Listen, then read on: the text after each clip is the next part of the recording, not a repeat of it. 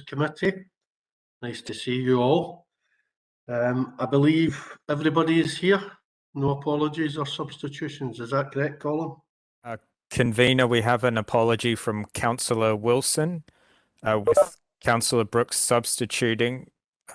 We were expecting Councillor Rebecki, but I don't see him.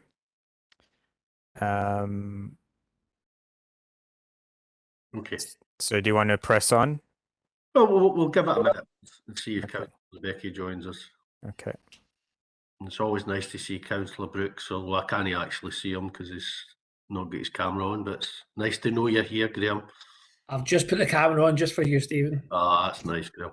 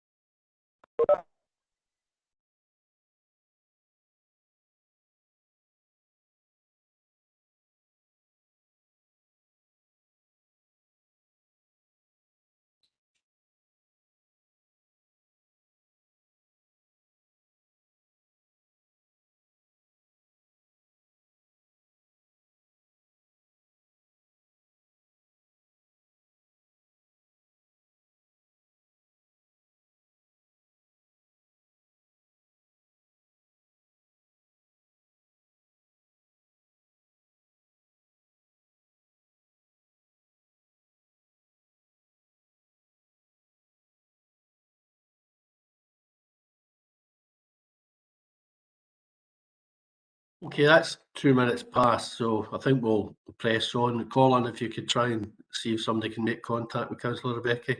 Okay, no problem. Okay, declarations of interest. I think we've got one in the chat from Councillor Curley. Any further declarations of interest? No, don't hear any. Okay, there is an additional item, which is a remit from the Environment Regeneration Committee. We're happy to take that remit. Yep, fingers up, nodding heads, thumbs up. Okay, thanks for that. So item 2 on our agenda is a COVID-19 update. Martin's going to lead off on that. Thank you, Convener. Convener, apologies for interrupting. I wondered if you can just remind everyone that this meeting has been recorded and will be live streamed onto YouTube. Thank you. Okay, so be on your best behaviour. That includes you, Martin. On you go. Okay, thank you, Convener. This is the usual COVID-19 update. It has the usual update on the current state of affairs regarding the pandemic. Further on, Section 5 has the general workforce issues that are presented a slightly different way to previously. And Section 6 is covering the issue of pressures on the care sector, which I think has been well publicised in the press of late. Section 7 is a specific update on where we are with implementation of the hybrid working strategy. Section 8 gives an update on the current situation around COVID support for businesses, and you'll note that there's now kind of 4 business funds there, 2 of which I think were only announced last week. Section 9 gives you an update on vaccination strategy and where we are with that. And Section 10 has an update on the organisational recovery plan. This is likely to be the last update to committee on the organisational recovery plan in this format, as following this it will be incorporated, any outstanding actions will be incorporated in the CDIPs. Going forward, we'll keep the need for further COVID update reports under review depending on how and if the pandemic continues or peters out, hopefully the latter. So in terms of recommendations, obviously that members note the actions taken to date and that members approve 45k to continue the humanitarian helpline provision for 22-23 as detailed in Section 10. So quite happy to take any questions or palm them off to people who are more suitably qualified. Okay, thanks for that, Martin. Robert, Councillor Moran. Hi, thank you, Stephen. Martin, it's just on the vaccination strategy, and with the announcement, you know, members of staff who have not had this vaccine now are allowed to carry out their duties. Do you know any ideas how many people that affects within Inverclyde? You know, obviously, I hope they're all 100% compliant, but if there's any ones who haven't compliant, would they be safe to carry out their duties? Maybe that's for Louise, I don't know. Martin? Apologies. I think probably it's best for Alan. I think we should probably be clear that the vaccine mandate for social care staff and the proposed vaccine mandate for NHS staff were only applicable in England. They didn't apply in Scotland. There wasn't an equivalent mandate in Scotland. But Alan may be able to give a bit of detail on coverage in the NHS and social care workforce. Alan? Thank you, Martin. Convener, through yourself, yeah, you'll know the approach in Scotland has been one of a voluntary approach to work with people and win hearts and minds in relation to the staff group. I think we've done pretty well in relation to that. We've got high uptake from the staff in the first and second. I think, like everyone, there's been a bit of fatigue for some of the staff. I think there are some staff now who have decided they wouldn't want to take the booster jab. From our perspective, what we continue to do is to highlight when there are drop-in clinics, etc., and we'd be making sure that staff get the opportunity to attend those. But it is a relatively new phenomenon. In years gone by, the flu campaign, if we were hitting a 50% uptake, it was seen as a reasonable uptake. So the fact we are getting up to 70, 80, 90%, I think is welcomed, but we've always taken the line that it's about winning hearts and minds and actually offering people that opportunity. And I think it's been reasonably successful. But we, for our part, Councillor Moran, we'll continue to make sure staff have got all the available information, and we have put sessions on from clinical colleagues to explain to staff what it means to have an injection, what's going on, what does it do, what are the potential side effects, what are the benefits. So all that work will continue, and we'll continue to do it on a voluntary basis. But certainly people have a right not to take up the vaccine, but we will continue to push that forward in terms of making it as easy as possible for folk to receive the vaccinations. I thank you for that, Alan. Just to reiterate, I've had the free booster as well, so I've been fully vaccinated. But I would just be interested to see if where we utilise the staff who haven't been vaccinated within the organisation. Is there a special role for them, or will they carry out their normal duties? Okay, Stephen McNabb wants to come in, our head of HR. Thanks, Convener. It was really just on the earlier point there, it's very much part of our communication strategy with staff at the moment to promote the vaccination process and make sure staff are getting vaccinated. So we are doing regular communications around this. And obviously we're speaking to colleagues in other local authorities who have very similar policies. And as Alan Stevenson says, it is about promoting it and winning hearts and minds. And we have got a pretty high success rate in terms of the vaccinated staff in the workforce. So it's just really to highlight that, Convener. Just to clarify in terms of Councillor Moran's latter point there, Stephen, but he was asking about, do we make any sort of special arrangements for staff who are unvaccinated? Do we ask them to do other duties? Thanks, Convener. No, we don't have anybody in that position at this moment in time. What we would always do in terms of keeping staff safe and clients safe and service users safe is to make sure that robust risk assessments are carried out in all areas where there is service delivery. And if the outcome of that risk assessment was to such an extent that somebody had to be put onto other duties for whatever reason, then we would organise that. But it's not something that has been done to date that I'm aware of, Convener. Okay, thanks, Stephen. See, Councillor Rebecca's joined us. He had some IT issues, so welcome, Chano.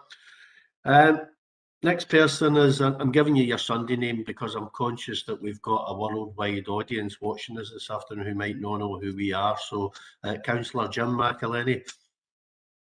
Thanks very much, Convener. My question's probably historic and looking ahead to the future. excuse my ignorance or my lack of short-term memory, but where are we? We've now went to fully online meetings. What is the plan going forward? Is it just for this iteration or cycle of meetings, or are we looking to have back to face come the next cycle, that type of thing? I'll bring Alan Puckering in, but the agreement, Jim, was that this online would continue until the next full council meeting, and then there would be a report and a decision would be made on that. Alan Puckering. Afternoon. I've got nothing to add to what you just said there, convener. Okay, Councillor Elizabeth Robertson. Thanks for bringing me in. So the question that I've got, first question that I've got, is really one that I sprung on Ruth unfairly last week at education, because there was a paragraph in one of the education papers where this question popped into my mind, but this is perhaps a more sensible place to ask it. The 12 to 15-year-olds, in terms of their vaccinations, I'm just wondering what planning ahead has been done locally, and I guess also nationally, but locally obviously is what concerns us, for the inevitable delay that will be there for 12 to 15-year-olds getting their second vaccinations when there's a 12-week wait after a young person has had COVID for them to be able to be eligible to get their second vaccination, given the amount of young people between 12 and 15 who have been testing positive. So I guess some forward planning needs to be put into the system for how that will be managed. And I'm just wondering what the situation is with that locally. That's my first question. I'll come back to my second one in a minute. Okay, Martin, you want to pick that up, or do you want to palm that off to Alan? No, to use your terminology. I'll endeavour to the best of my ability. We currently do have amongst the kind of mass clinics we have at the moment, there are one or two that have been specifically targeted at 12 to 15-year-olds. The kind of issue of when they get their next one is, I suppose, very much a live issue, because we're currently in discussion with the Health Board about what the future vaccination strategy might look like, and you'll probably appreciate that takes into account all sorts of different factors. So depending on whether there's another variant, depending on whether a variant has greater I think escape from the vaccination and therefore requires an updated vaccine.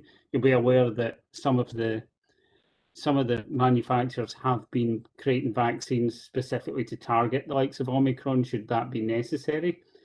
So there's a lot of kind of longer term planning, but I don't have detail specifically on the kind of second dose for the 12 to 15s. If you're happy, though, I've got a spokes meeting with the Health Board next week, and I can specifically ask that question and revert to you after that. Thanks, Stephen. Is it okay for me to come back in? Yeah, of course it is, Elizabeth. Thank you. No, that would be really helpful, because I wouldn't like it to look as if numbers were low, simply because there's a delay in people being eligible to take up the vaccine, and also getting the letter in as a parent saying this is the time of your vaccination is a completely different prospect than having to then cancel that and then rebook later on. So again, there might be drop off in terms of that being part of the process. So it's just, I think there are matters to be fed into the system in terms of that.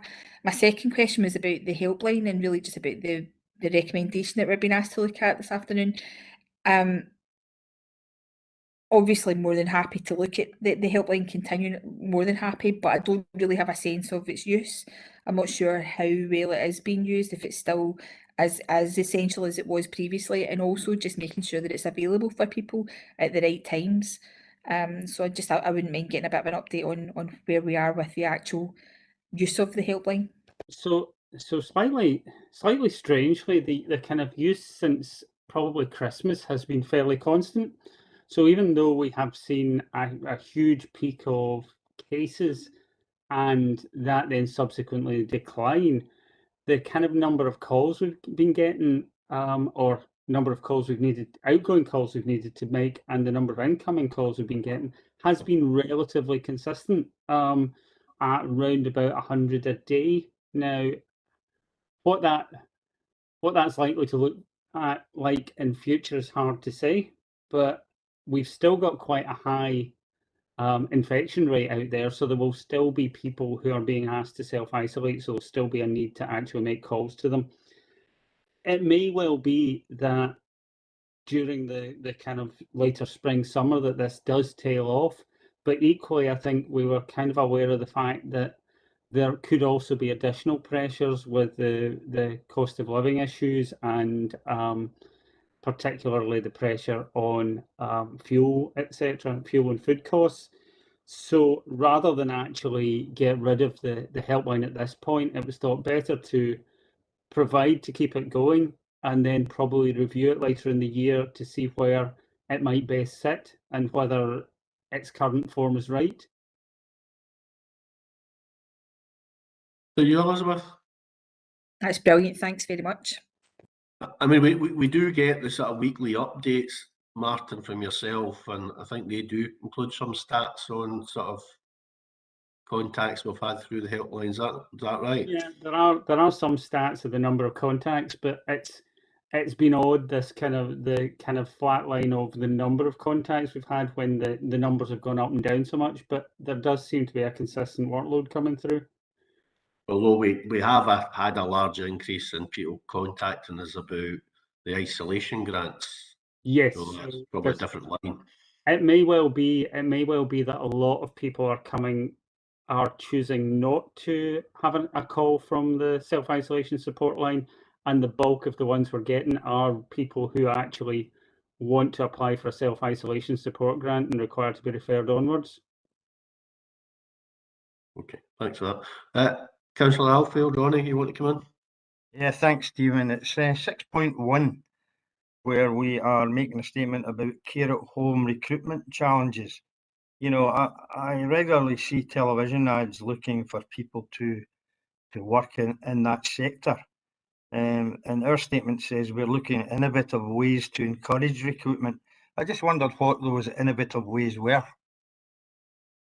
Okay, Alan, you want to come in? Our head of health and social care. Convener, through yourself, thank you. Councillor Arfield, we have taken a number of steps which we think are quite innovative. So we've did a fast track application process where our staff go into community centres.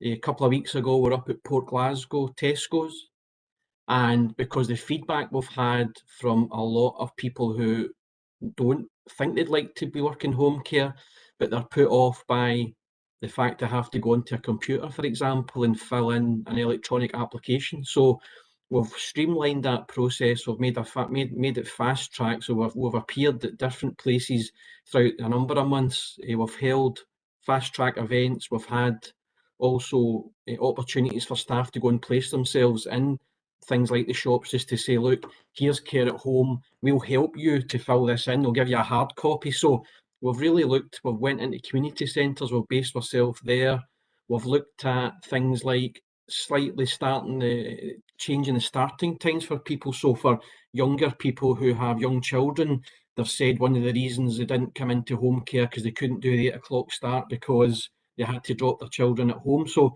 we're looking at all of these ways of making it as easy as possible for people to come and consider taking on a job in the care at home service. So it is a national issue, but we've acted on the feedback from folks saying, can you make it a bit more easy for us to actually talk to people and fill in, because we're a bit frightened of using the computer, etc. So we really are trying every way we can. Had a discussion today with the West College, James Watt College at the West, to start looking again at how can we engage more effectively with the college staff who have actually students who are in the college and actually undertaking these courses. So we really are, we're turning over every stone to make it as easy as possible to attract folk into social care. So that's just a couple of examples of some of the things we are trying out that we haven't done in years gone by. Thanks, Alan. That's excellent. Is it a bit early to judge whether you're seeing any positive results? Convener, through yourself, at we had the open day up at Port Glasgow Tesco's, and I think around about 15 people come in and filled in application forms. So that's from a recruitment day that is pretty good. So we're just going to keep on holding these fast track events in the hope that we can continue to have an interest. And there's been a bit of ebb and flow. Some of the people who are coming forward are going between the social care jobs, hospitality, retail. So we've got that, but we just need to make it as attractive as possible. And that's why we're talking to the West College, for example, to look at what other things we can do with the college to make it more attractive to stay in the care at home service rather than someone moving through that on their way to another job. So it will certainly bring back updates in relation to how that campaign is going this year. Okay, Alan, that's great. Thanks. Appreciate that. I suppose the reason, Alan, that you're seeing these adverts, which is from Glasgow HSCP, is because this is a national issue, and we're struggling to get staff in social care across the country. Convener, through yourself, yes, it is a national issue and has been an issue for a number of years. We're all fishing in the same pond to attract people, and we've got a special group working just now just to look at. There's still a notion that Inverclyde's quite far away from Glasgow, so we're doing a bit of work around that communication about kind of trying to explain to folk that there are good links down into Inverclyde, whether it be through the car or rail or whatever option. So we will continue to do what we can to attract people to come in Inverclyde, but mainly our staff do work and live in Inverclyde, so it's about doing everything we can to attract the people that are living here to come in and see that as a profession they can work through for many years instead of a job that people come into and move on. Let's make it attractive for people to stay and offer them career opportunities. Okay, thanks, Alan. Councillor Moran, Robert, you want to come back in? I just did. I was saying, I mean, I know of a young lady who went into social care, and she used it as a platform to study, and she got her qualification. She's went through the carer, and now she's a midwife in Glasgow. She just recently graduated.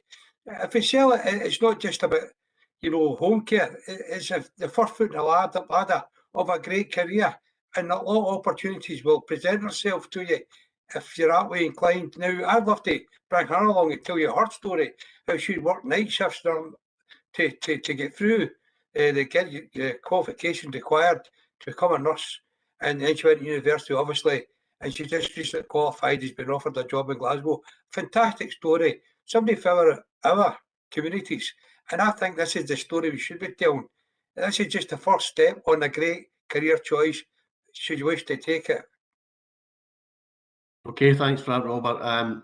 Maybe we'll get her along to the Health and Social Care Committee to tell that good story, or she can engage with Alan and look at how we sort of get that positive message out. Any other questions, colleagues, before I ask my own questions?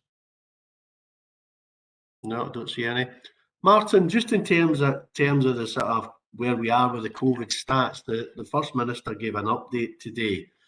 And she was indicating basically the case numbers have plateaued, and they're plateauing at quite a high level. They are lower than they were a number of weeks ago, but they're still at a high level. And she was also indicating that cases are actually increasing among some younger age groups, which is probably why the government is taking a quite cautious approach to the mitigations within schools. Are we seeing a sort of similar pattern locally? I think it's absolutely the same. Certainly from an Inverclyde perspective, we seem to have hit a level, and certainly it's stuck there for about the last 7 days. So we're round about, on the Public Health Scotland figures, we're around about 460, and that's been fairly static. The same thing is happening in the other local authorities in Greater Glasgow and Clyde. That, as I think I say in the report, is probably an underestimate because it's the number of positive PCR tests. But the Public Health reported today at our meeting that numbers are going up, specifically in primary school age pupils in Greater Glasgow and Clyde in a couple of authorities. I think East Renfrewshire was cited particularly, but I think it's a kind of general trend. So yes, that seems to be keeping the numbers up. The positive part, though, is the hospitalisation figures, and I think this week in Greater Glasgow and Clyde, there are something like 400 inpatients with COVID, whereas on the 19th of January it was 528. So that's a 25% decline. So even though the numbers are still high, we are seeing sort of numbers of hospitalizations go down. So yeah, it's a mixed picture, I think is the best you can say. Okay, thanks for that, Martin. The second question was around business support. This might be one for Stuart or Alan. Stuart, probably. Obviously, a number of streams of business support there. Where are we in terms of getting cash out the door? Because obviously, as soon as these funding streams are announced, there's expectations, and then obviously there's a wait to get guidelines in, and then to get sort of applications processed. Alan, do you want to come in initially on that? Thank you. Of the streams that are listed in 8.1, 3 of them have been dealt with by Tracy Bunton and the Revenues and Benefits team. Stuart's team are dealing with the taxi grant that we only got the letter in for in the middle of last week. And what I can confirm is that both the top-up hospitality and the January business support, the applications for that have closed. That was only open till the 31st of January. And a significant number of payments have gone out the door, with the balance of the payments will be made in the next week or so. Once we get the information we're looking for. Support for nightclubs, we need the go-ahead from the Scottish Government to make payments there, and there's a further one which has been received since this report was prepared, called the Table Service Fund, and that is one where again we are going to be administering that on behalf of the Scottish Government once we get the information we require to progress it. Okay, thanks, Alan. Stuart, you want to come in? Yeah, through you, convener. In respect of the taxi support fund, we're still waiting in guidance, or specifically a couple of forms from Scottish Government to allow us to go live with that programme. So presumably as soon as we get that, we'll be able to go live and get those grants out. Yes. Thank you. Okay, no, Councillor Becky, do you want to come in? Just to say, convener, personally, I find that we have done very well getting the grants out, and that's even the latest one. As I'm involved in that side, and I've not heard any complaints of anybody else having a problem. But they just put their application in, they get answer right away, and then they know a check's coming. So that's been good.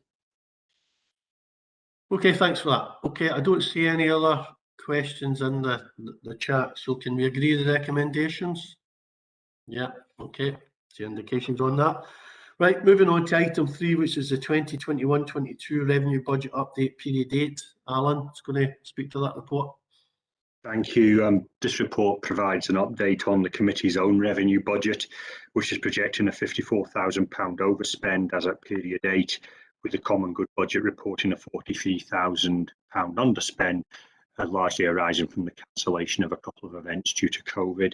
Report also reports a projected £214,000 underspend in the Council's General Fund budget this year, and that excludes the Health and Social Care Committee situation, which is obviously dealt with by the IJB. The report also provides updates in respect of spending earmarked reserves and the latest projected general fund reserves balance. The committee should note that use of the general fund reserves surplus balance will be considered as part of the 2022-23 revenue budget. I'm happy to answer any questions. Okay, thank you, Alan. Any questions or comments, colleagues? I don't see anybody wishing to come in. Can we agree the recommendations? Yeah, thumbs up, thank you. Okay, that takes us on to item 4, Policy and Resources Capital Budget and 2021-24 Capital Programme. Again, Alan. Thank you. This report updates the committee regarding its own capital programme and the overall capital programme covered in 2021 and 2024. The report highlights there's projected slippage of around 13% on the overall capital programme, and officers are examining ways to bring this back under the 10% tolerance level approved by the Policy and Resources Committee. The report highlights the shortfall in funding in the 3-year programme, which will require to be addressed as part of the budget process later this month. Happy to answer any questions. Thank you, Alan. Any questions or comments from members?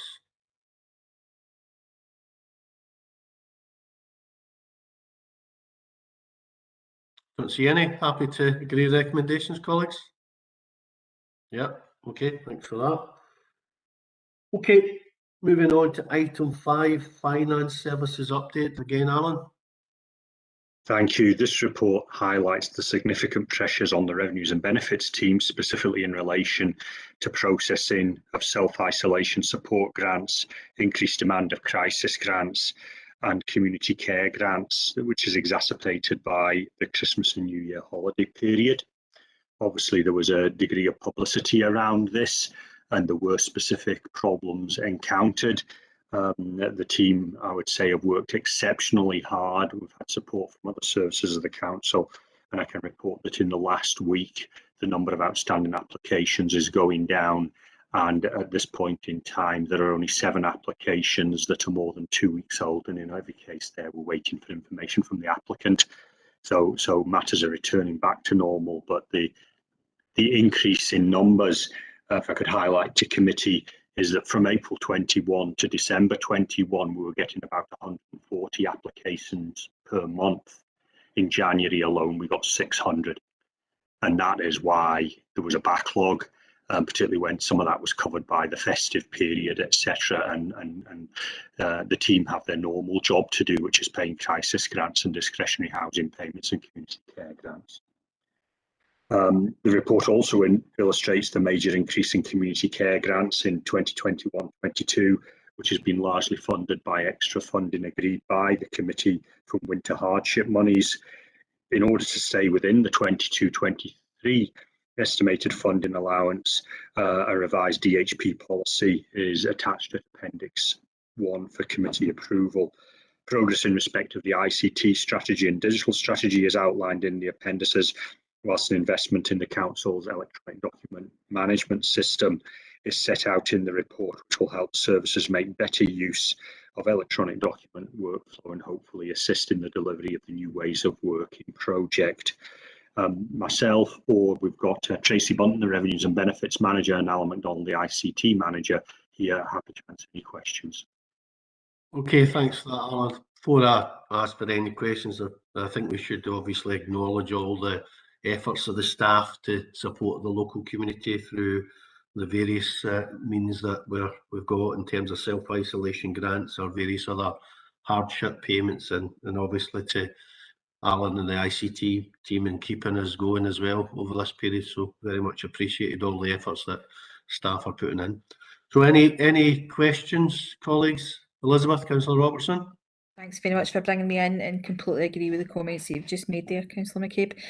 The question I've got is just it's about the self-isolation grant and the decision to be able to sort of make online applications for that. I know that was a tricky decision because we didn't know if it was going to help at all or if it was in fact going to make things worse. And I'm just wondering when we'll know for certain that it has actually been of benefit to us to make that decision. Alan?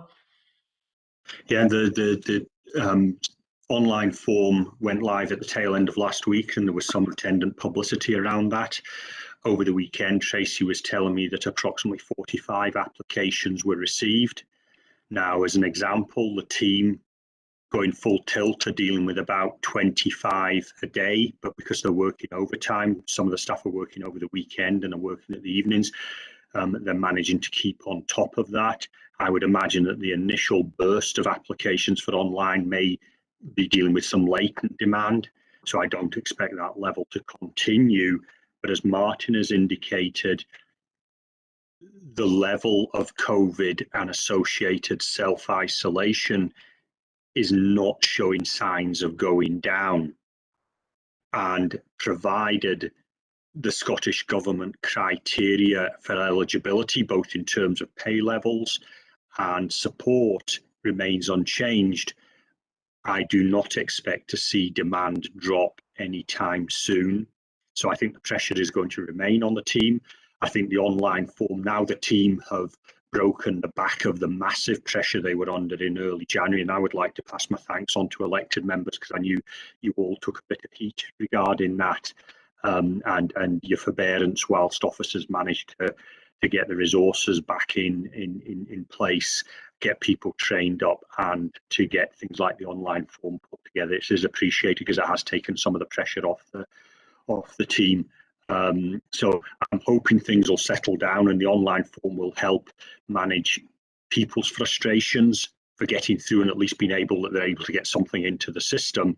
But at the moment we had about 45 in the first couple of days, but I'm hoping that will reduce as time goes on. You happy with that, Elizabeth? Brilliant, thanks. Again, just thank you for being responsive to that. I know it was a tricky decision to make, but I hope that it does yield benefits for everyone. Okay, thanks. Any other questions, colleagues? Don't see any. Can we agree the recommendations? Agreed. Thank you. Okay, item 6 is procurement update, and Eddie's going to speak to that. Yep, thanks, convener. The report covers the general procurement update and 2 main items. The first item relates to the procurement update provided to the November committee, where we committed to bring back a Fair Work First action plan outlining the steps required to comply with the revised guidance by the implementation date of April 22. The action plan is included as Appendix 1, covering the 3 key areas of activity. Actions in respect of the Council's own employment practices are complete. Actions around procurement are part complete and on track, as noted, and actions in respect of funding applications and grants are ongoing. And this is the most challenging aspect, given the lack of guidance around the practical implementation in this area. The second item relates to annual value reports recently published by Scotland Excel, with a link to the full reports included in the report, and they're on the Council's website. The text in 6.2 has extracted some of the key information, the performance information from the reports, and we've also included some additional explanation around where the figures come from and whether there's work ongoing around improving these. I'd ask that the committee agree the recommendations, and David and myself are happy to answer any questions. Okay, thanks, Eddie. Any questions from elected members? Councillor Jim McElhenney. Thanks, convener. Looking at the procurement strategy, is the Excel framework the only game in town? Are we obliged or legally whatever to use that framework? Because looking at the bigger picture, we're aspirations to get to net zero. Just want to know where that figures into our planning or thinking. Particularly, we've got a lot of good suppliers, manufacturers, etc., businesses locally who may not well be registered in the Excel framework. So I don't see, looking at £9.8 million spend, and then we've only got of that 137k locally. I don't know my maths off the top of my head. It's a very, very small fraction is what we're spending. We spend more locally, that gets invested locally, etc., etc. And looking at the community benefits, again, they don't seem to be much of a return there from a local perspective. The more, as I said, you spend local contracts, then the more community benefits people spend their wages in local shops, etc. And it goes round the circle. So I just want to see what the thinking is going ahead. Eddie? Convener, I'm going to ask David to come in there because he has a better working knowledge in Scotland Excel than myself, having regular contact with him, and he can perhaps touch on some of the work as part of the kind of preparation of the new procurement strategy. David? Thank you. Yeah, no, Scotland Excel are effectively the national body that are put in place to put collaborative frameworks in place. We're not absolutely bound to use them, but we buy into the ethos of the collaborative nature, the economies of scale, and the value that they can bring through the delivery of the frameworks, you know, by combining the sort of resources, and as many councils have similar requirements, they can put that in place for all of the councils and potentially attract better rates. Local suppliers is a big priority area for us as part of the new procurement strategy that's hopefully coming through here March time. That will definitely be high up on the agenda, and one of the key priorities is how do we utilise and influence Scotland Excel? Because at the end of the day, we've got a voice at Scotland Excel's table, so anything that is relevant to us from a local level or within Inverclyde Council is something that we can push through that agenda and influence there, whether it be Fair Work First, the economy, the green recovery, climate change, whatever it is, we can sort of make sure that we've got a voice at the table, as other councils will have as well, in relation to making that happen. But I can assure you, it's definitely a target area within the draft procurement strategy, and one that we want to make better use of and focus on how do we get local suppliers onto these frameworks. And one of the other things that has been a shift, and it takes a bit of time for this to come through because of the length of time that frameworks are put in place, which tends to be 4 years, is that they are now shifting towards different procurement models, such as dynamic purchasing systems, which would allow suppliers to come on and off at different intervals. Do you know what I mean? So that you're not just on there, if you're on at the start, you're on there for 4 years. It gives more flexibility in relation to potentially adding more local suppliers on there. But it's all about, you know, timing it and making that happen. But it's one thing that's definitely, I can assure you, in the procurement strategy as we move forward. You okay with that, Jim? Yeah, just to reiterate, our target, our aspirations for getting to our net zero targets, is that going to be figuring highly in our proposals going forward as well in our thinking process? Yeah, absolutely. It's one of the key drivers, obviously, that we've got the net zero strategy from a government, from our own council, but that definitely flows through into procurement. And one of the big things tying in with Scotland Excel is looking at vehicle and fleet and all the big target areas that we can do. We can make sure that, you know, we're influencing that and making sure that's supporting us hitting our targets while doing it in a sustainable manner. Eddie, you want to come back in? Yeah, thanks, Gamita. Just on the net zero side of things, I mean, there is a plan to bring back a kind of a costed action plan to the Environment and Regeneration Committee after the summer recess, and that'll have more detail on how we're going to approach, you know, meeting the various targets and aligning with this recently approved strategy. So that'll come back to Environment and Regen after the summer recess. And some of us might be here and some of us might not be. Who knows? Okay, Chana, Councillor Rebecca, you want to come in? Just on the subject, how best to get the local companies to come in, and some of the wee companies, before even trying to do other work for the council, one, they were frightened of the length of time it takes to get paid, and two, they thought they weren't big enough, and just with their finances, it depends on the sort of orders, and they need to get their money going. But how do you get across them? Because they've tried different methods, and there was a group set up that had builders all together and different contractors, and I don't know if that's still going, but that was good.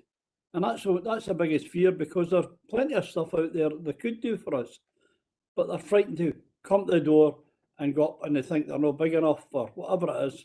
And that's it. And the 4 year I'll ask is if there's an increase in any price, have they got a tolerance and allowance in it, or has it got to be a certain amount? That's what some of them will be asking as well. But seriously, I think it's tremendous to have this and get out there and get the people again, because every person we can get in Inverclyde working, the better for everybody. But it's a way to get your information across and get this fear factor out. Okay. Okay, David, do you want to come back in? Yeah, no, I think I can confirm that as part of the ongoing engagement with suppliers, we will be continuing to attend both Scottish Government, Scotland Excel, and potentially hosting local supplier engagement events to make sure that we are engaging with the right people, we're understanding what the problems are, we're picking them up, we're identifying them, we're coming up with an action plan or an improvement plan to make things better, and feeding that back not only within our own procurement strategy, but equally feeding that back to Scotland Excel and other bodies that have these types of frameworks, because there's absolutely a national push to, you know, to have the local element and what we can do to support that. So I think as we move forward, there'll be more updates and progress in relation to engagement with people like Supplier Development Programme, Chamber of Commerce and others to make sure that we're engaging with the right people, we're listening, and we're actually doing something measurable about it to make things easier. So hopefully that will sort of move things forward. Okay, Alan, you want to come in and confirm we're good payers? Thank you, Convener. Yes, we've got a specific policy in terms of paying local suppliers within 10 days of receipt as well, which was approved by this committee a number of years ago as well. And just to advise the committee that there's a special meeting of the audit committee next week where the standing orders relating to contract is going up with proposals there to increase the quick quote thresholds as well. And within that, from what I recall, the policy is, or the approach is, that at least 50% of those asked to tender should be local if they exist as well, and that gives opportunities. So the council has approved various measures to support local businesses and give opportunities to local businesses. Sometimes that's got to be a two-way street, and the businesses have got to apply for the opportunities as well, but we've certainly got plenty of scope for small local businesses to apply for work with the council. Okay, thanks, Alan. Ronnie, Councillor Alfield, do you want to come in? Thanks, Stephen. Over the years, we've read and heard a lot about European procurement rules. And I just wondered that since Brexit, have we noticed any changes or anything more positive happening in Scotland and indeed locally, since we no longer are restricted by European procurement rules? Thanks. Okay, David, do you want to deal with that? Yeah, no problem. In short, the answer is no at the moment, because we're going through a transition period and we've effectively adopted the same rules and principles that currently apply. However, what I can say is that there's big reform discussions going on, not only within the UK but within Scotland as well, with regards to how we streamline this, we make it more efficient and more easy to tap into doing business with local authorities and public sector. So I think at the moment, as it is, we're continuing to adopt the same principles, guidance and governance, but there's processes and different modes out there just now with regards to how we're going to improve this and how we're going to make it more specific to, you know, ourselves as Scotland ourselves has Inverclyde. So yeah, I think that there's going to be movement on that, but we're not quite there yet, just based on the timing. Okay, thanks, David. Okay, colleagues, I don't see any other questions in the chat. People want to come in, we're happy to agree to recommendations. Yeah, thank you. Okay, that takes us on to item 7, corporate policy and performance update report. Stephen, you want to speak to that? Yes, thank you, Convener. This report provides the committee with an update on a number of issues relating to corporate policy and performance. In fact, there's 5 sort of key areas that are highlighted in paragraph 2.1. I'll maybe just covered some of them just briefly. First of all, in terms of a new performance management system, we have procured a new system. The current system that we use is no longer going to be supported and so no longer fit for purpose. So we have procured a new system. It's called Pintana. It seems to be one that's used by many other local authorities and meets the council's requirements. So we're going through a process at the moment of implementation of that. And we're looking to begin that at the end of February, and it should be in place by early summer.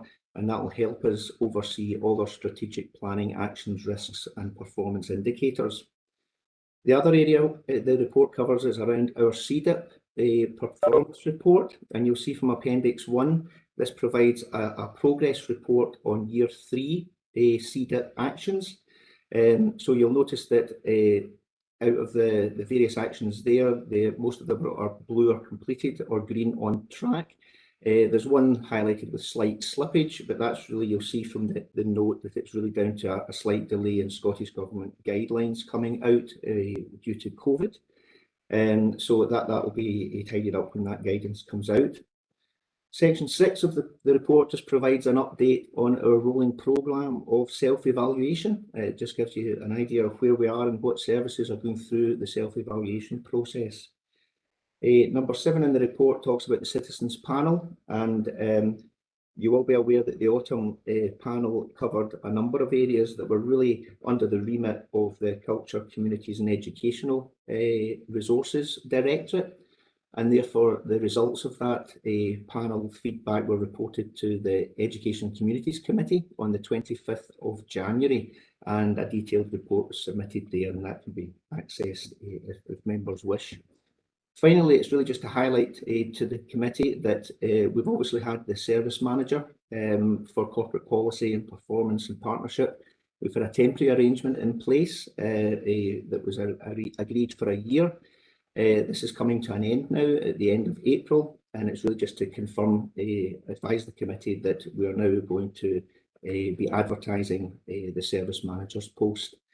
So really that's the key updates, and the committee is being asked to note these various updates, but I'm happy to take any questions. Thanks, Convener. Okay, thank you, Stephen. Any member wishing to come in on this item?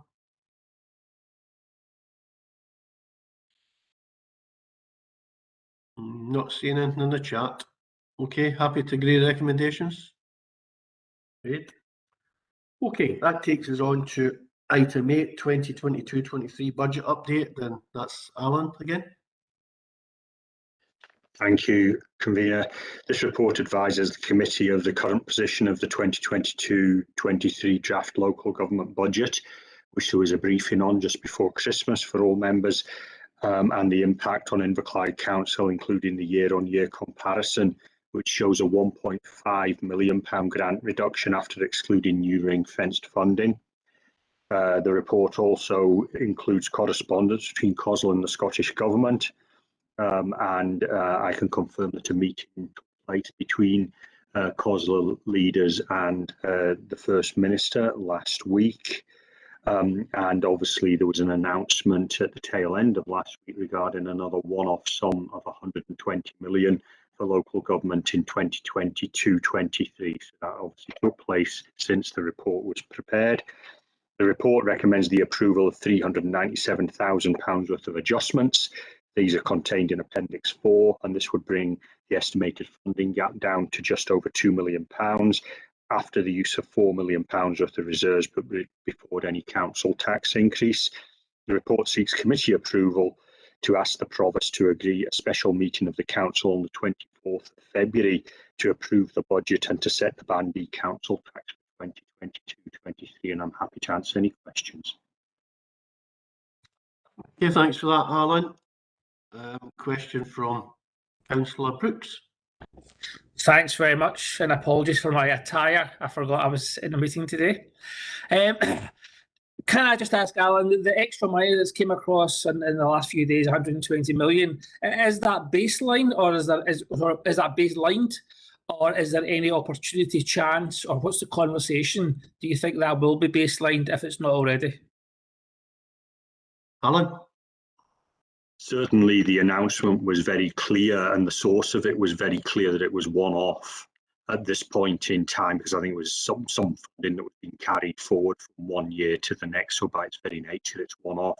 However, clearly, understandably, COSL and councils will continue to push that the real use of that extra money comes if it's baseline, because then decisions can be taken about using it to offset recurring pressures, of which this council has many, and every council in Scotland has many.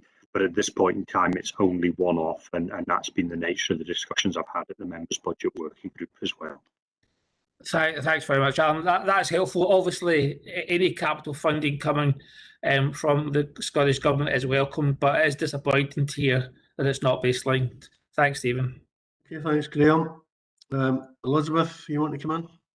Thanks for bringing me in. So the question I've got is about what we've been asked to approve, which is to make the request to the Provost about the meeting on the 24th of February. And it's really just about the timing. When we initially started talking about having a meeting on the 24th of February, we didn't think there was going to be much change to the initial settlement that was brought forward, but I'm glad to see that there's movement in the right direction in terms of the money that's coming to local government. And I wondered if that might change again.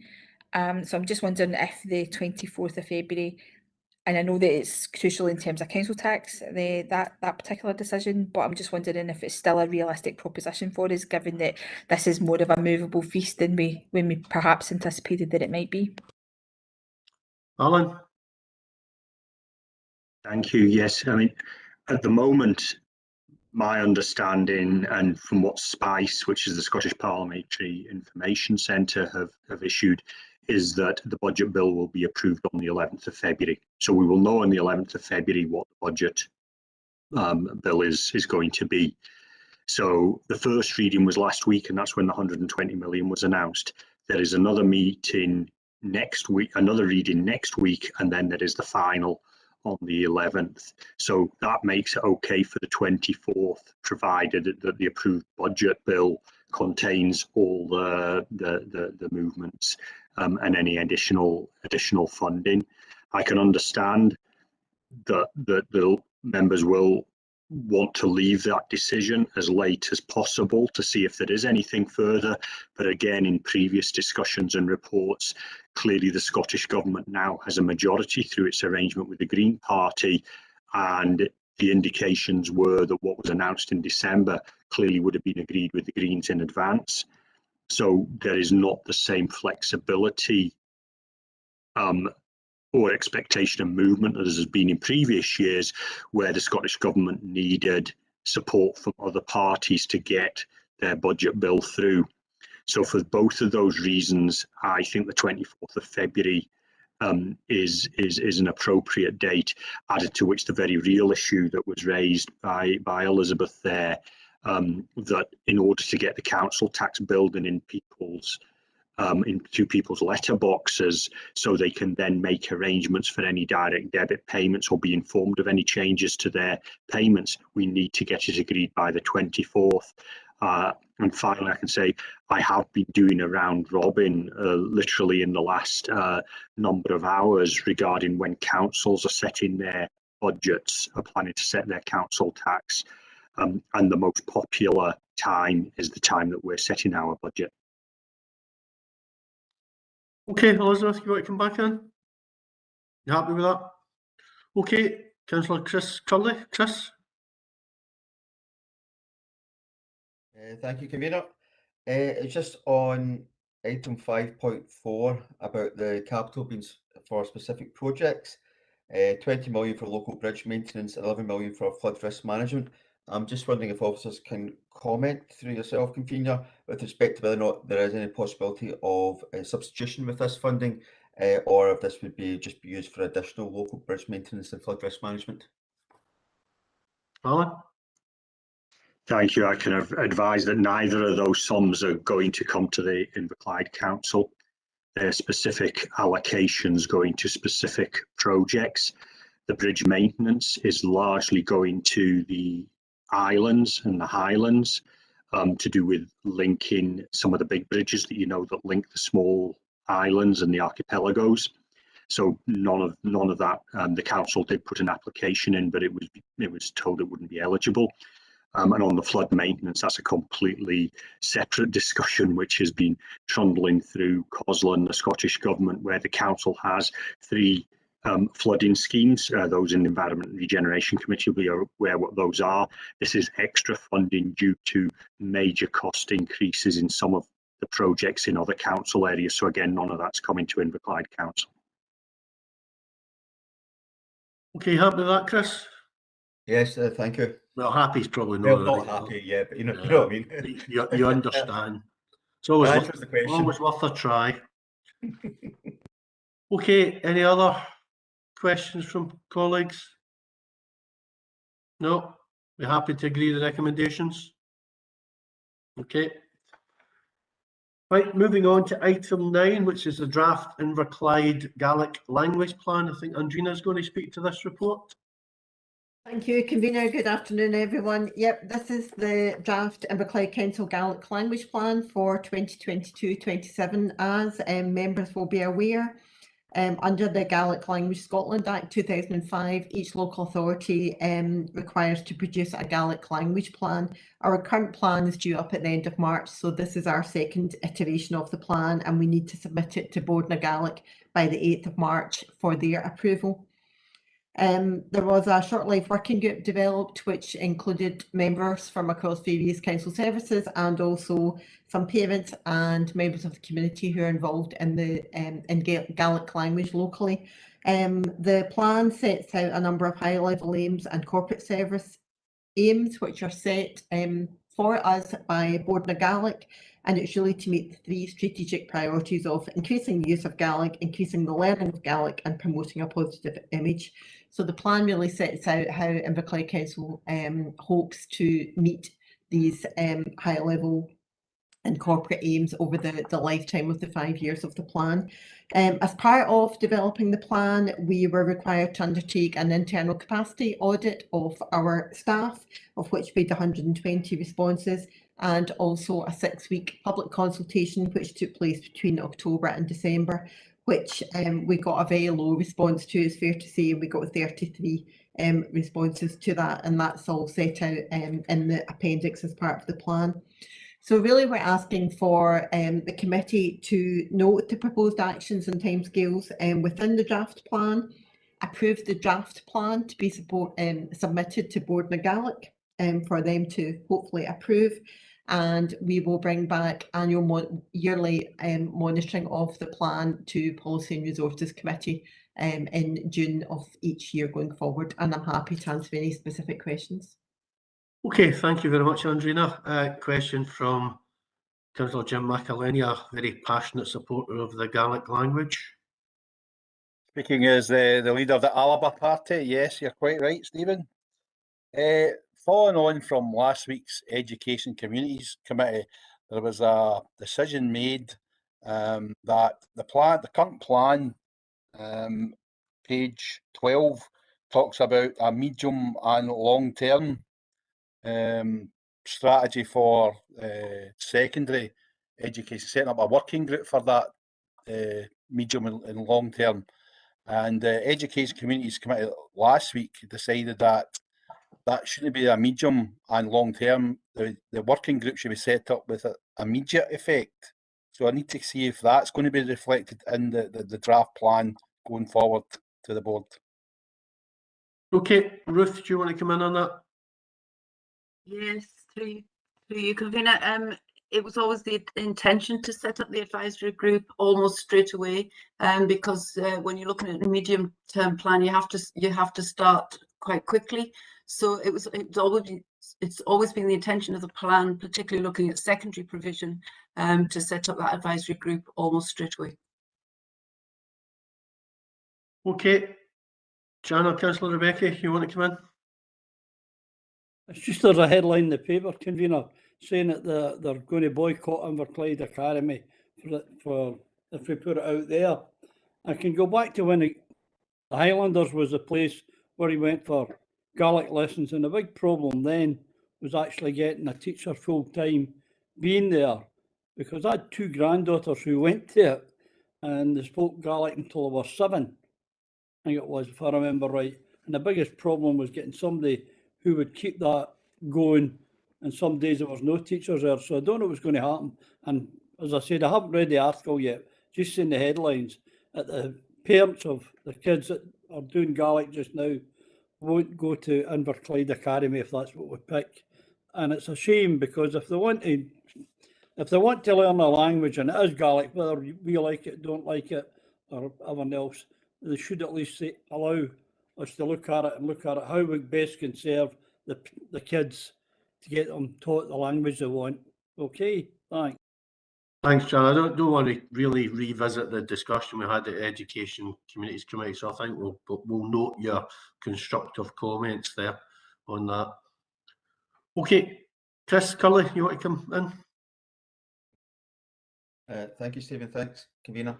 I certainly welcome the plan. I think it's I was very interested reading it. I think it's setting us in the right way of doing this sort of thing. One of the things that I obviously noticed, we're obviously starting from a low level in Inverclyde with respect to the population that speaks Gaelic, and also our interaction with that part of our community in Gaelic. And I noticed that we're having the idea about having the website and having certain news articles in Gaelic, which I think is a start. But I'm just wondering how are we sort of planning to do that? Are we planning to almost have a couple of almost like a copy of the website, so somebody can access it in Gaelic and somebody can access it in English? I'm just wondering how we're thinking about doing that. It's just to try and make sure that one thing doesn't get left behind when we start this process, that we actually bring, we give Gaelic obviously the respect it requires by law and by trying to encourage that aspect in our community. Okay, I thought you were going to propose changing the road signs to Joe road signs. Andrina, are you able to assist with that? Yep, I'm happy to answer that question. So obviously we have a lot of work to do in this area in terms of meeting the requirements within the plan, and I think it is about incremental change. So what we will be doing is when we're starting to publish new plans as we go, we will be looking to get them translated and update the website as we go. It won't be a full scale. We'll have a website that translates everything into Gaelic. We'll start small, we'll start incremental. For example, some of the social media that we use, we'll start putting that out via Twitter, and we'll have it in both languages. At the moment, we are currently sourcing translators for us around that, so it will be an incremental approach to it. Okay. Come back in, Chris. No, thank you. The reason I didn't ask about bilingual English because it's already in the plan, so it's all looking positive. Okay, any other questions or comments? No, I mean, I think it's a good piece of work, so commend Andrina and everybody who's been involved in pulling this new draft plan together, and hopefully Bordna Gaelic will look favourably on it. If not, we'll be back with another report to maybe make some changes to it. Okay, we're happy to agree with the recommendation. Sorry, Stephen, can I just come in? I forgot one last comment. Sure, Chris. Yeah, it was on the last bit when we're talking about page 23 of the report, talks about place names. And I was just wondering, would it be possible within the plan, or would it be possible within organisations, maybe not necessarily needed to be in the plan, that there's the opportunity to use Gaelic equivalents to the English terms that we use, convener, provost, etc. So with that of that flexibility to have the two different languages used with respect to dealing with titles within the council. Andrina, you want to comment on that? It's definitely something that we can look at as we progress. As I've already said, we need to start thinking about the areas that we can consider. For example, one of the things that we do need to consider is our emails, and how our emails will at the bottom potentially have some information regarding to the Gaelic language. I'm sure if any of you have had any emails from Police Scotland, you'll see within their emails that they've already moved to that. So I think it's incremental change that we can look at. Okay, any further comments? No? Okay, agree with the recommendations. Thank you. Right, that takes us to item 10, council tax long-term empty levy policy. Alan? Thank you, Convener. This report aims to conclude on matters raised at the beginning of the year by members regarding the council's long-term empty council tax policy, and picks up matters that were raised at the all-member workshop that we had just before Christmas. The proposed changes are covered in section 5 of the report, and Appendix 1 contains the revised policy for approval. Well, Section 7 makes the case for the creation of an empty homes officer post to assist those individuals and also the RSLs with long-term empty properties, how to address the situation. Both myself, Tracy Bunton, and Sinclair from obviously for the legal services manager, happy to answer any questions. Thanks, Alan. Graham, Councillor Brooks. Thanks, Stephen. The empty homes officer, it's to explore that slightly, if officers could support me.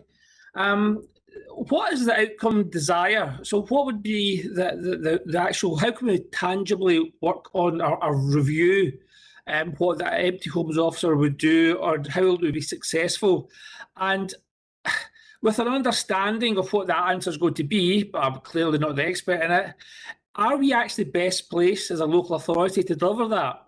Or as a third sector organisation like Shelter or other major third sector charities who have specific skill sets and have got fantastic experience, would a service level agreement to them not fulfil those potential outcomes that I'm assuming you're going to tell me we're trying to fulfil. I'm just wondering why we've gone for another civil servant and not a service level agreement with a major third sector organisation. Okay, Alan, you want to deal with that or palm that off to somebody else to use the... In the list of officers I mentioned that would be able to help me, I didn't mention Martin, but Martin is exactly the right officer to answer that question. Thank you, Martin. So can I maybe, through you, convener, can I maybe kick off with the notion of the use of Shelter? Shelter did fund our previous pilot. They funded 6 months or a year of the initial empty homes officer that Inverclyde had. However, we have had negotiations with Shelter. Shelter are very keen for us to have an empty homes officer, but they haven't got either the capacity or the desire to actually deliver that. We have had discussions with them. We had discussions with them when the previous empty homes officer, who you might recall was partially funded by ourselves and partially funded by Riverclyde Homes, left. We had discussions about how best to fill that, but I think their preference was that we actually deliver that. In terms of the actual outcomes that they're addressing, having an empty homes officer who is actually based in the council rather than partially in the council, partially in an RSL, will make it in many ways easier for us to address some of the issues around about empty homes in RSL stocks and how we can encourage them to free up or get these, either demolish or bring these homes back into use where practical. I think though, how we will really task the empty homes officer will be largely governed by the outcomes of the local housing strategy, which we're actually working on at the moment, and the job of the empty homes officer will be driven by those outcomes that we're devising under the current consultation for the local housing strategy. So that will be brought back to members in the autumn, and it will include what we're tasking the empty homes officer with primarily. Up until that point, if we recruit now, if members agree this, we will certainly be focusing the empty homes officer on trying what the previous one did, which is trying to advise people on how to bring their properties back into use. And that was quite a successful aspect, but we'll also be having discussions with the RSLs on how we can actually assist them in managing their estates and reducing the number of empty properties. Okay, thanks very much, and Stephen, if I may. Okay, disappointed that Shelter has been in negotiations or the conversation and chosen not to come on board with the service level agreement. So if we are taking full responsibility for, and going to take it through our policy, there's a number of RSLs in town. We've previously partnered with them, but you have advised that this will be 100% with us. So what service will be offered to the RSLs, and will they contribute anything to the costs of this new worker? Martin? So I think it's not really, I don't think it's really about offering services necessarily to the RSLs. I think it's about addressing the problem of empty homes across Inverclyde. Yes, Riverclyde Homes did previously partially employ our empty homes officer, and for they had them sort of 2.5 days a week. We had them 2.5 days a week. But I suppose if they are a council employee rather than a joint appointment, that we can use them more to address the council's desired outcomes. And the council's desired outcomes are to reduce the number of empty homes. It's not, I think I can safely say, and I'm sure Alan will agree, the long-term empty levy is intended to encourage homes to be brought back into use where possible. So we want to do that both in RSL properties and in other sectors, so both in private rented and in the owner-occupied sector. So I think it will allow us to target that work better. I think when we bring back the local housing strategy to members, then we can discuss exactly how that is done a bit more. But we're currently in discussion with the RSLs and other partners in creating the new local housing strategy. Thanks very much. My aspiration is the same. I just hope this does work. Nobody wants to see empty homes or people challenged on the housing market. So thanks very much, convener.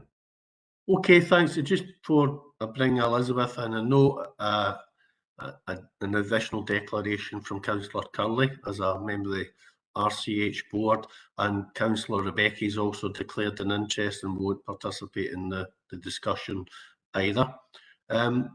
Elizabeth, Councillor Robertson, you want to come in?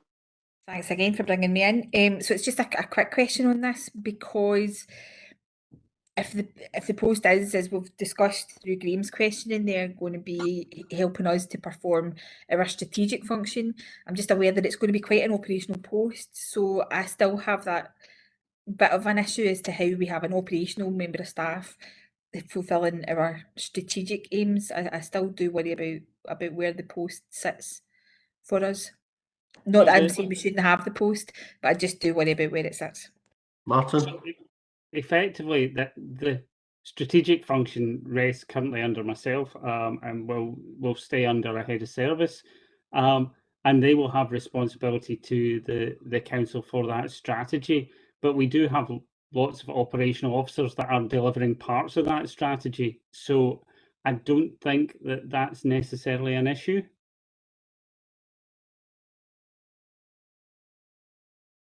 Elizabeth, you want to come back in? Just very briefly, it's just I had brought it up, I think, at the briefing, just in terms of the clout. We need this person to have a bit of clout as they move around the authority, and I just hope that we're able to manage that with what we propose. So the clout, I suppose, through you, convener, I suppose the clout will come from the team leader, the public health and housing team leader, if necessary, from myself. So we can escalate if there are issues. That's not a problem. I'll be holding Stuart Jimison accountable for it myself, rather than Martin or anybody below Martin.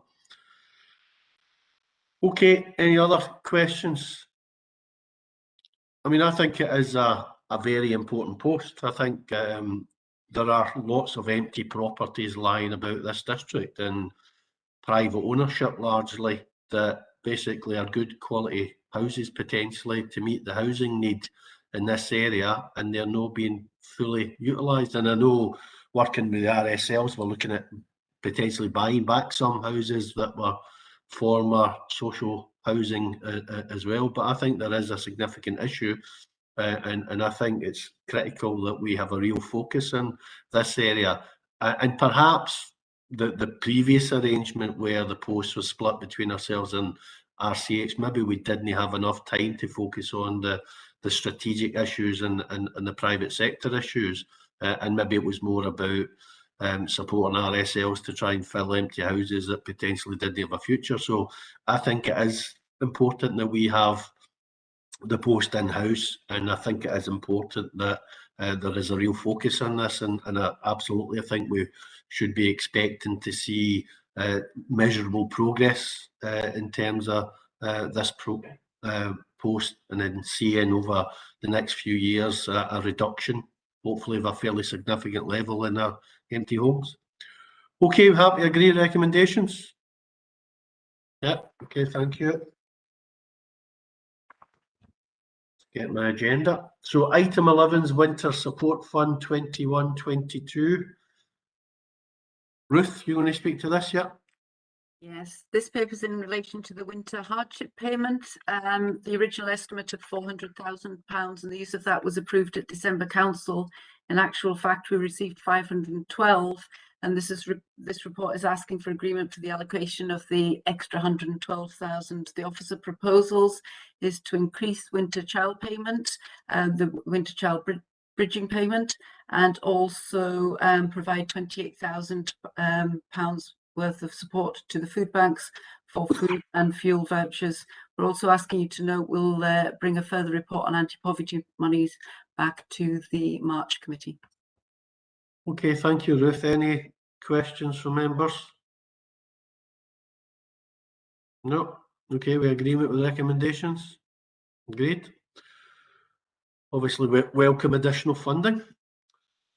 Okay, that's the end of the public business, but we do have the additional item which is in private. So can we agree that we'll go into private session to consider that report? And officers will confirm to